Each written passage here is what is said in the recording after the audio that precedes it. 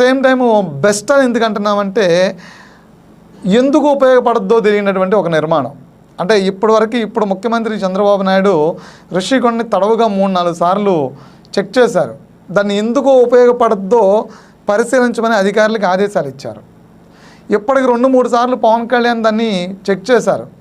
ఎందుకు ఉపయోగపడద్దో తెలియనటువంటి పరిస్థితి. అది పర్యాటకానికి ఉపయోగపడుతుందా, పర్యాటక ప్రాంతంలో అదేనా మ్యూజియంగా ఉపయోగపడుతుందా, అసలు అది ఎందుకు ఉపయోగపడుతుంది అనేది ఎవరికి అంతు చిక్కనటువంటి ఒక మర్మం.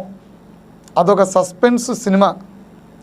చివరి వరకు చూసినా అర్థం కానటువంటి ఒక సినిమా లాగా ఉంటుంది ఋషికొండ నిర్మాణం. అది ఇప్పటికీ పాలకులకి అర్థం కాలేదు, ఇటు ఇంజనీర్లకి అర్థం కాలేదు. సరే, అది అలా పెడితే ఇప్పుడు అది పెచ్చులుడి కింద పడుతుంది. మరి నిర్మాణ లోపమా, లేదంటే ఋషికొండ ప్రాంతంలో నిర్మాణం జరగటం వల్ల అది తట్టుకోలేకపోతూ ఉందా? ఎందుకంటే సముద్రం వరవడిని